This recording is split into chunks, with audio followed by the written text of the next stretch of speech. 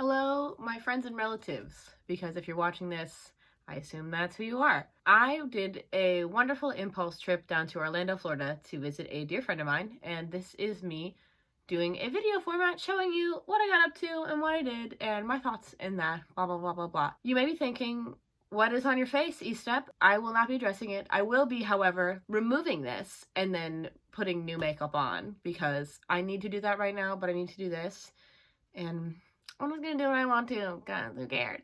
It's just a video. And to address what this is from, real ones will know soon enough. I went to Orlando to visit my good friend Al. I'm pretty bad at getting to the airport on time. It does not matter how late I am to the airport. I have never missed a flight.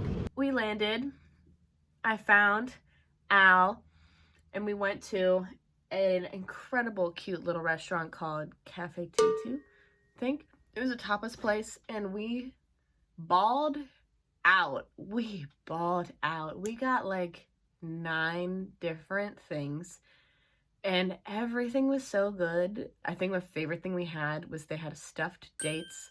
Wowie zowie. Also, while we were like waiting for our table, we walked around. There was a cute little area. There was like something that I'm sure is like the Orlando equivalent of Navy Pier.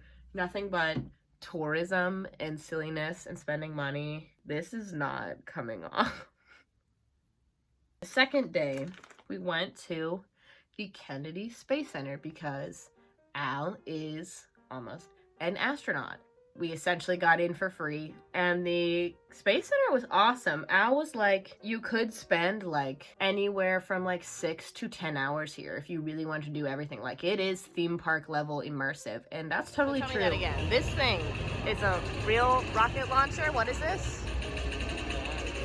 The Falcon 9 rocket. Okay, and it really went into space. This one was real. Do you know anything other details about that? Nope. Oh, okay.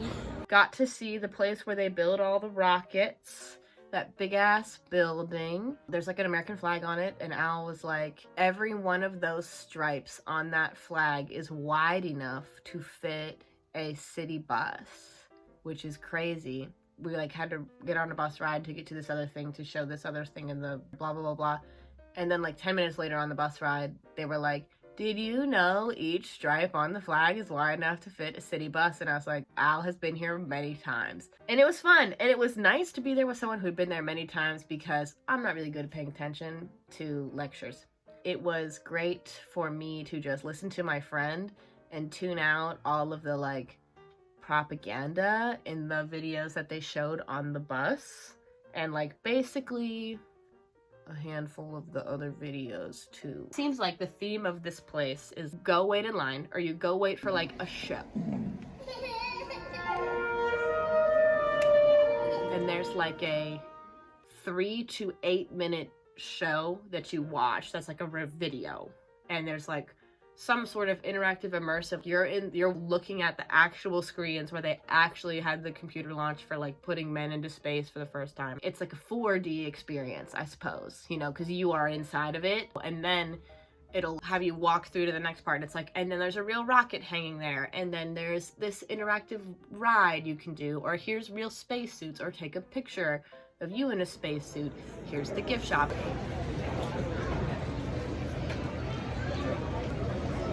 It is so dry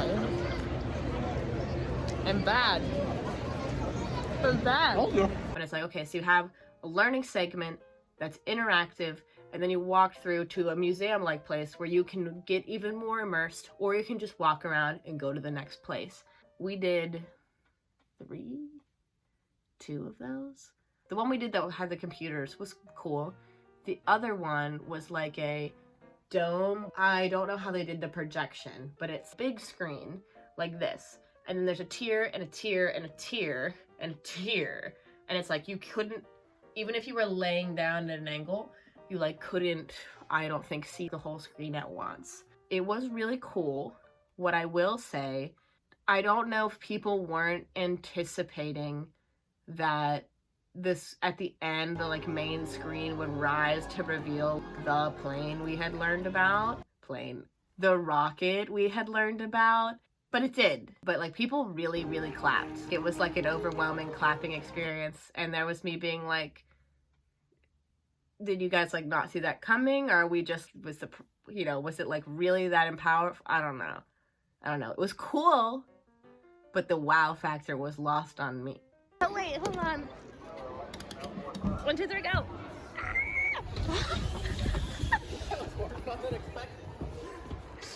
We went to a place at Cocoa Beach for dinner, and it was fine. It was fine. I ordered a Sprite with dinner, and I'm pretty sure that they gave me a Starry. And I know because Al and I tried Starry. On the rocks? You want? I mean, it's room temperature right now. In fact, I think we have the advantage that it's room temp, so we can try multiple flavors, different notes brought out by different things. Now come stand over. No, because the whole focus is not in. Here. Right there, exactly. Okay. Uh-huh. Another button up here. Get a whiff of that. That smells like Sprite. Smell like that Sprite? Smells like Sprite. All right, take your room temp sip. And I'll take a room temp sip. Okay.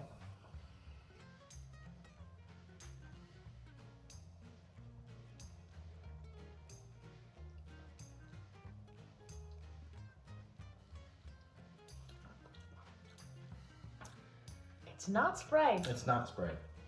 But it's closer to Sprite than Sierra Mist is. Absolutely. Let's see if the chill.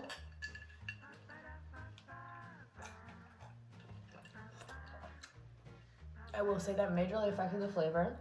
Almost degree where I wonder, did I have Starry at dinner tonight? Not Sprite. Maybe a little sweeter than Sprite even. Way more lemon dropped flavor than lemon lime soda, I'd say. You know what I mean? Like there's more of a candy flavor to this.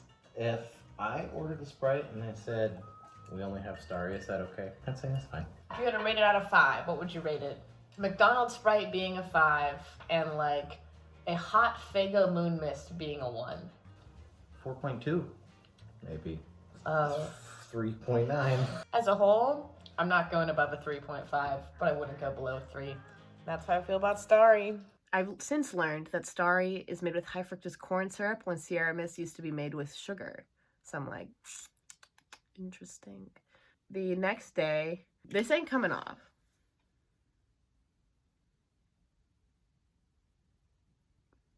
Great. We went to Universal Studios, because I have been to Islands of Adventure, but I hadn't been to the studio. I only go to the studio to record tracks, so this was a fun change of pace for me. It was, to me, now that I'm old, rides at amusement parks are not it for me.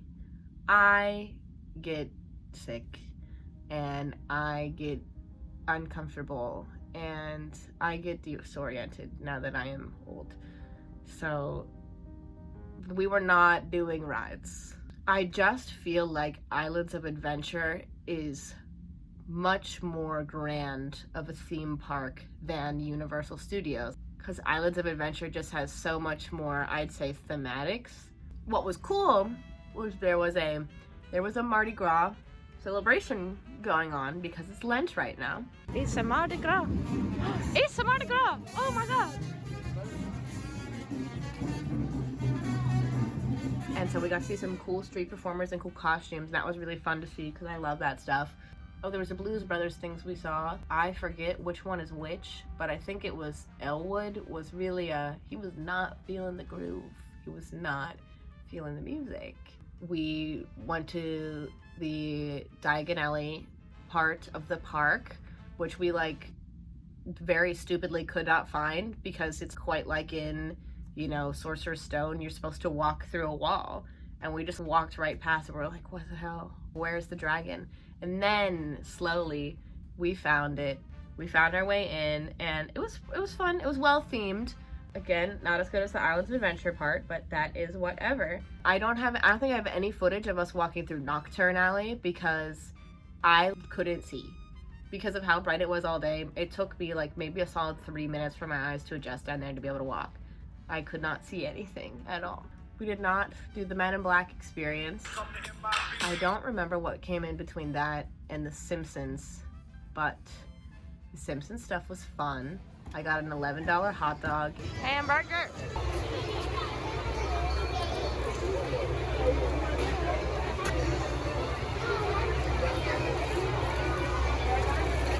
Terrible.